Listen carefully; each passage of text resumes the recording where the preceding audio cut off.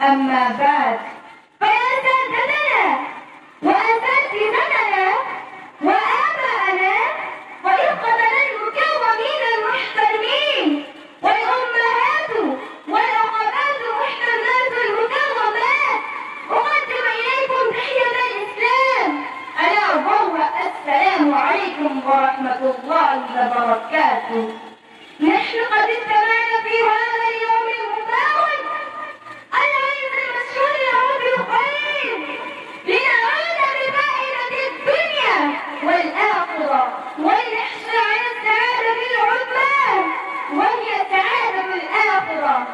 يا أيها المستمعون الكرام، إن السعادة الحقيقية في الدنيا والآخرة التي نحن نبتغيها ونبحث في أماكن مختلفة هي مختفية في الإسلام وتعاليمه فقط، وهي السعادة الدارين. قال الله تعالى: وأن لو استقاموا على الطريقة لأسقيناهم ماء غدقا. أي لو أن هؤلاء الناس والهادين عن طريق الحق إلى طريقة الحق استقاموا على الطريقة المثلى التي هي طريق الإسلام والتعليم بما جاءهم به النبي صلى الله عليه وسلم من عند ربهم لأسقيناهم ماء غدقا.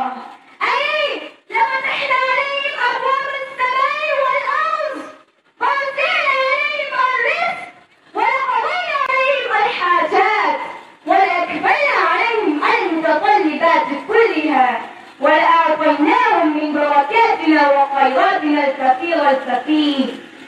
فيا من تشعر بالبؤس وتظن أن الدنيا قد أجرت فقط، ارمي يديك إلى السماء ولا تقل كيف تتحل، لأن الله خالق كل شيء بقدر، وهو قائل في كتابه: إن كل شيء خلقناه بقدر.